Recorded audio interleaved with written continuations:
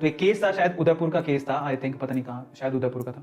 Case बताता हूँ क्या हुआ है। सो 3-4 लड़कियां, उनकी मम्मी की तबीयत खराब हो गई थी, और कोरोना स्पेशली पकड़ रहा है, एज लोगों को पकड़ रहा है, और इन्फेंट जो हमारे बच्चे हैं वो सुरक्षित नहीं है। जो हम लोग हैं मिडिल, वो थोड़े से सुरक्षित है, हमारी इम्यूनिटी पावर डेवलप हो चुकी है, लेकिन धीरे धीरे जैसे जैसे एज जाती है इम्यूनिटी पावर गिरने लगती है, और बच्चों की भी नहीं होती। सो उनकी मम्मी बीमार पड़ गई, 3-4 लड़कियां थी, उनकी मम्मी बीमार पड़ गई, उनको हॉस्पिटल में डाला। हॉस्पिटल वालों ने पहले तो चेकअप किया, चेकअप करने के बाद बताया कि भैया आपकी मम्मी को कोरोना है, कोरोना पॉजिटिव है, आप जाओ, आप वैक्सीन खरीद के लेके आओ।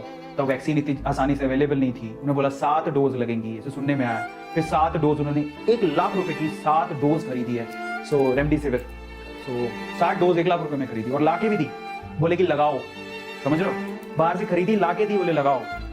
वो डॉक्टर कहते रहे कि हम लगा भी रहे हैं, और रात तक मम्मी की तबीयत ठीक भी थी, लेकिन जैसे वो सुबह आए, दोपहर तक मिलने नहीं दिया, फिर उसके बाद बोलते हैं आपकी मम्मी की डेथ हो गई है। And they were like crying, मतलब सभी, ये कैसे हो सकता है, मतलब हाउ इज दिस पॉसिबल।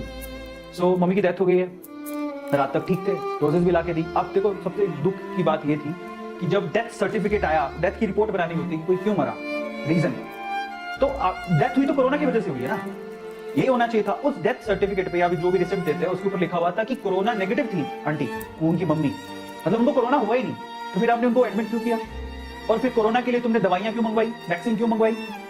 और उन्होंने फिर वहां पर वो हॉस्पिटल के सामने बैठ गए, बहुत ज्यादा होल्ला हुआ इस चीज पे। तो बड़ा दुख की बात है कि ऐसी सिचुएशन में जहाँ पे लोग मर रहे हैं, लोगों को आपकी हेल्प की जरूरत है, वहां पे हम लोग फायदा उठा रहे हैं, वेरी बैड। तो बहुत दुख की बात है। आग लगाकर जरा यह सोचिए कि अगर कोरोना संक्रमित बीमारी है तो परिंदे और जानवर को अभी तक कैसे नहीं हुआ। ये कैसी बीमारी जिसमें सरकारी लोग और हीरो ठीक हो जाते हैं और आम जनता मर जाती है। कोई भी घर में या रोड पर तड़प कर नहीं मरता, हॉस्पिटल में ही क्यों मौत आती है।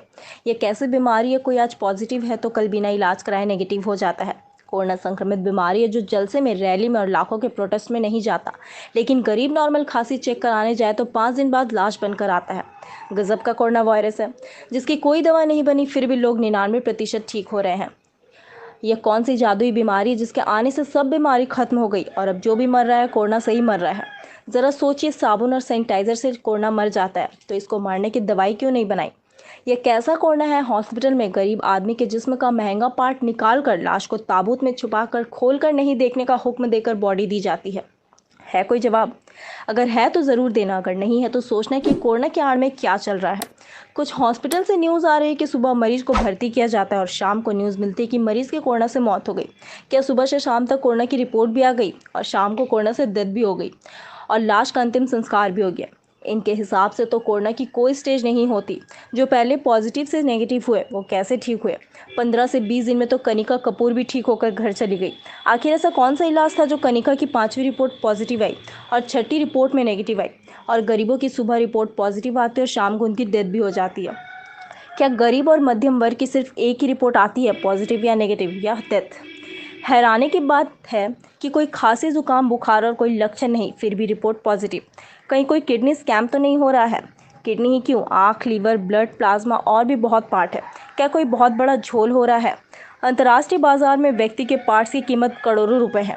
क्या कोरोना की आड़ में कोई षड्यंत्र चल रहा है? क्योंकि मृतदेह को घर वालों को नहीं देते और ना ही कोरोना के नाम से घर वाले बॉडी लेते हैं, और बंद लिफाफे में क्या हुआ है बॉडी के साथ किसे पता। सबको मिलकर ऐसा कदम उठाना होगा जिससे कम से कम ऐसे की निगरानी में जांच हो ताकि हकीकत सामने आए। इस मैसेज को अपने तक मत रखिए, आगे भी फॉरवर्ड करते रहिए।